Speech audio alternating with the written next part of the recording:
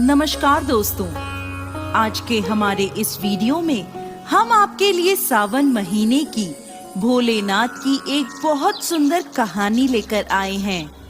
एक समय की बात है, किसी गांव में एक बुढ़ी अम्मा अपने बेटे के साथ रहती थी। माँ बेटे बहुत मेहनत मजदूरी करके अपना गुजारा करते थे। एक बार बुढ़ी अम्मा के मन में विचार आया कि अब उसका पुत्र विवाह के योग्य हो गया है, अब उसे अपने लिए बहू ले आनी चाहिए। कुछ समय बाद बुढ़ी अम्मा ने अपने बेटे का विवाह एक सुशील कन्या से कर दिया। उसकी बहू बहुत सुंदर, सुशील और संस्कारी थी। वो नित्य प्रति जल्दी उठकर घर की साफ सफाई कर स्नान आदि करती और भगवान शिव का अपने घर में ही पूजन करती। विवाह के कुछ समय बाद सावन का महीना आया। बुढ़ी अम्मा की बहू भगवान भोलेनाथ की अनन्य भक्त थी। उसके मन में ये विचार आया कि वह सावन के महीने में मंदिर जाकर शिवलिंग पर जल अर्पित करे। अपने मन में आए विचार को उसने अपनी सास से कहा, माताजी, सावन का महीना शुरू हो गया है। मैं शिव मंदिर जाकर पूजा पाठ करना चाहती हूँ, शिवलिंग पर जल अर्पित करना चाहती हूँ। लेकिन बुढ़ी अम्मा ने उसे मना कर दिया और कहा, घर में ही पूजा कर लो, मंदिर जाने से समय बर्बाद होगा। इतने समय में घर का सारा काम हो जाएगा। ये बात सुन बहू उदास हो गई, लेकिन कुछ नहीं कर सकी। उदास होकर घर के कार्यों में लग गई। उस दिन उसने कुछ अन्न जल ग्रहण नहीं किया। अगले दिन बहू कुएं से जल लाने गई।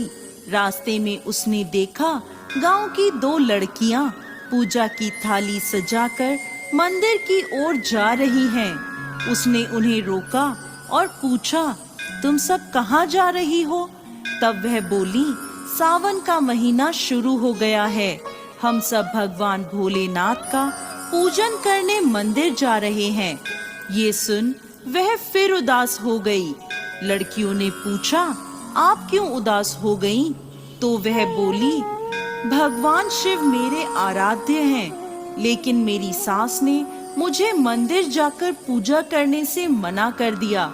तब लड़कियां बोली, आप चिंता मत करो, हर रोज इसी समय पानी भरने आया करो और हमारे साथ मंदिर चलकर भगवान शिव की पूजा कर उन पे जल अर्पित किया करो। तब वह बोली, लेकिन मेरे पास पूजा की कोई सामग्री नहीं है, घर से लाऊंगी तो सास को पता चल जाएगा। तब लड़कियां बोली, कोई बात नहीं, आप हमारी पूजा की सामग्री से पूजन कर लेना। ये सुनकर वो बहुत खुश हुई और रोज उनके साथ मंदिर जाने लगी, जहां वो शिवलिंग पर जल चढ़ाती और भक्ति भाव से भोलेनाथ की पूजा करती और उनसे कहती, मैंने अपनी सास से ये बात छुपाई है, इसके लिए मुझे क्षमा कर दीजिएगा। ऐसे ही पूरा सावन का महीना बीत गया। सावन के अंतिम दिन उसने सोचा, पूरा महीना मैंने इन लड़कियों की पूजन सामग्री से पूजा करी है, आज तो मुझे अपना कुछ भोलेनाथ को अर्पित करना ही चाहिए। ऐसा सोचकर उसने अपनी नाक से सोने की नथ उतारी और उसे धोकर शिवलिंग पर अर्पित कर दिया और पूजा कर घर आ गई। घर आकर वो अपनी सास से नजर छुपाकर इधर उधर घूम रही थी, क्योंकि वो जानती थी कि उसकी नाक में नथ ना देखकर सास जरूर पूछेगी कि नथ कहाँ गई। ऐसे ही दोपहर हो गई। तभी अचानक सास की नजर उसकी नाक पर गई और नाक में नथ ना देखकर सास ने पूछा, बहू, तुम्हारी नथ कहाँ है? तो वह बोली, माँ जी, मुझे नहीं पता, शायद कहीं गिर गई होगी। सास बोली, अच्छा, तो ये बताओ कि तुम आज कहाँ कहाँ गई थी, वहीं जाकर ढूंढ लेंगे। बहू बोली, मैं सुबह पानी भरने गई थी, तब तक तो मेरी नाक में नथ थी। इसके बाद मैं उपले थापने गई थी। सास बोली, चलो वहीं चलकर देखते हैं। दोनों वहां पहुँचे जहां बहू ने उपले थापे थे। सब देखते हैं। दोनों सास और बहू उपले तोड़ने में लग गईं। जैसे ही दोनों ने उपले तोड़े, दोनों के उपलों में एक एक नथ निकली। सास बोली, नथ तो एक ही थी, ये दो कैसे हो गई? इसके बाद सास ने एक एक कर सारे उपले तोड़ने शुरू कर दिए। अब सास उपले तोड़ती जाए और उन सब में से नथ निकलती जाए। सास ने बहू की ओर देखा और पूछा, ये क्या मांजरा है?